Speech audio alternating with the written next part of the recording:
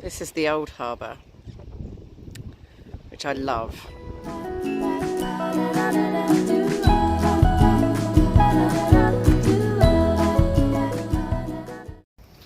It's the next day and I'm out again. I wasn't planning to do this yesterday, but I just felt so invigorated from walking again and being just so engulfed by this beautiful island. I mean, you know, we just walked through some of the most incredible countryside in the UK, in England and Scotland. It was absolutely fucking stunning. But I live somewhere that is, you know, equal to the most beautiful places that we saw on our travels, and why would I not spend as much time as I can just walking around it? It's just so beautiful. So I just woke up and straight away just wanted to get back out, so I'm doing the other half today. I went back down to the harbour and went the other way, so I went back up to Sark and just heading now to the Hogs Back, and then I'm going to go around Little Sark, and I've missed Little Sark. I haven't been there yet since I got back, and it's always a treat, so I'll share Little Sark with you. This is the Hogs Back, I guess because it looks like a big hog. I don't come here very often, so yeah, it's nice to be doing this because I don't really do the southwest of the island much, except going down to Dekar. I always go to Dekar, so this is a nice excuse to go and see all of the bits of the island and all its beauty. So this here is Durable Bay, and I've never been to Durable Bay still, and I was like trying to work out how the hell you get down there, but I think I've just spotted it. So if you look over directly opposite, there's a path zigzagging down, and then there's a crevice, because I know that it's really steep to get down to. So where that little white dot is on the top of the hill, that's where Sark is. That's the bench next to Sark. So yeah, it looks like there is a path from there somewhere that cuts down to Durable Bay. So I'm going to try and get down there. Like, that's going to be one of my adventures this week, is to get down to Durable Bay. But yeah, it looks like you can only get into it when the tide's out. So I'll have to check the tides and make my way down there.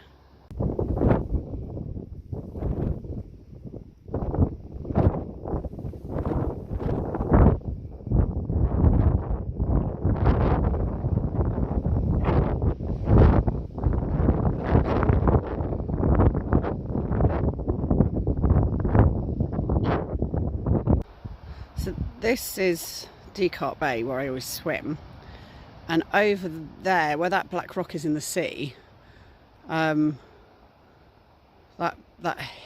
land in front of you, headland, that's the Hogs Back that I was just on. And when you face over, and that there's the house, so I was looking at the path from the other side. Is that famous tree in the background there? Yeah, so that's the Hogs Back. Yeah, it's quite funny looking at the path from the other angle that I always walk along. Here I am.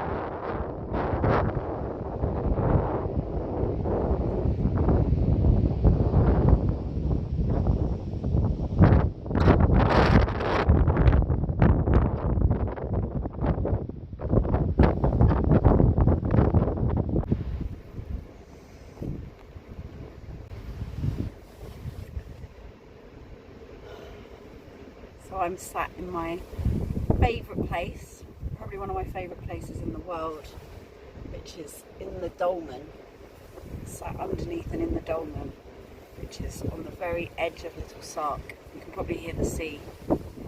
It's just there, raging. It's very tempestuous today.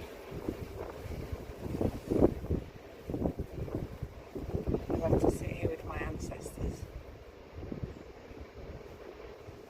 I'd actually live here if I could. Love it. I love it here.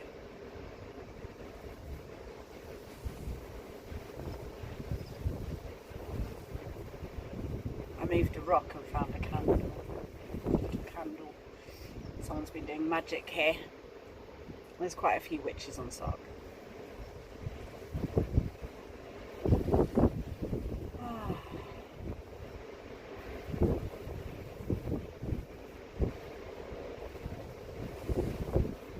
It's really hard to relay in words what being in nature gives me. What it does. There's this thing I get where I feel so expansive.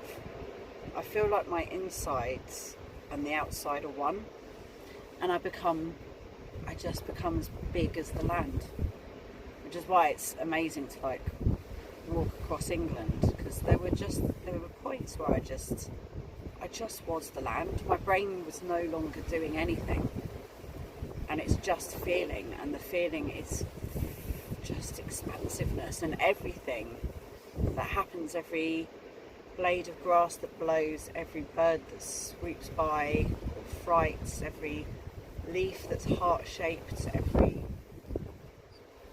plant I know, every sound of squeaky blackthorn. It's all me. It's all in me, and I am it, and I'm just feeling it.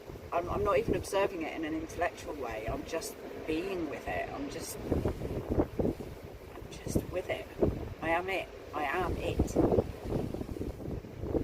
And the more I do that, the more I spend time in that place, the more I'm that expanded, the less I care about the day-to-day shit that's like Jodie's shit. I once did a course called Landmark Education. It's seen as a cult. It's one of the many cults that I've been in over the years. I do love a cult. And one of the things that we did at Landmark was we created ourselves as a possibility. And I have that, that thing of like, who do you think you are? Or who do you think you are? And I know who I am. Who I am is the possibility of a passionate, compassionate and extraordinary life. That's who I am. And I created that at Landmark. I actually created that I was the possibility of a passionate and extraordinary life. And that was in my 20s. And then I got older and I realised that it wasn't all about me. And actually, the less it's about me, the happier I am. And that's another kind of thing when it comes to mental health. Just stop thinking about yourself. Just realise that is like the most base level of stuff.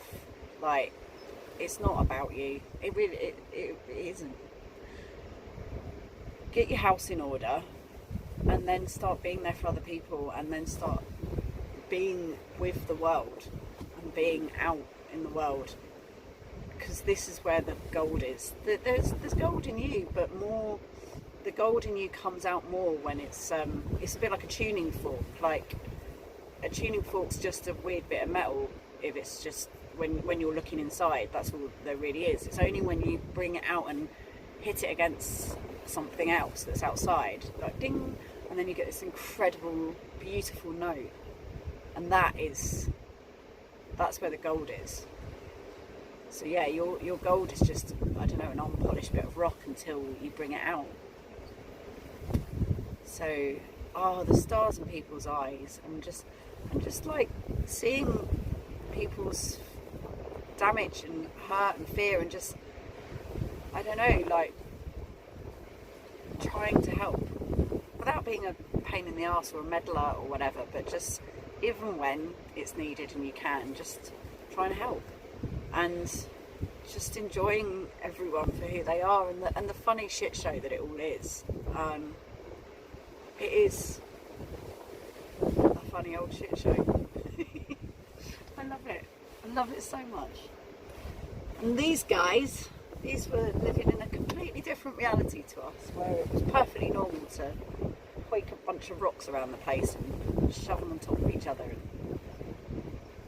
I mean, that was real. That was also reality.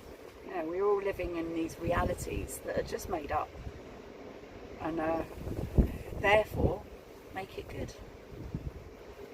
Make it fucking great. I've got my optimism back again, thank the heavens. And I have a new job, it's a voluntary job, as one of the astro guides for the observatory here.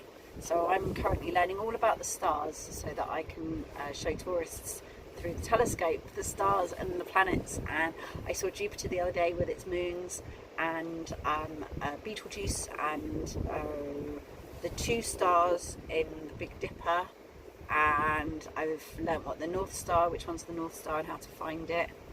And I saw Sagittarius, which is the season we're in, it was above us. I think it's very cool. So yeah, and it's one of those things that, like, when people are not into astrology and they're like, oh, I don't believe in astrology and stuff, since I've started to be into astrology, I first of all can see how the stories that are told and the vibe of each sign is reflective of what is happening with the seasons, which is because of the celestial bodies moving.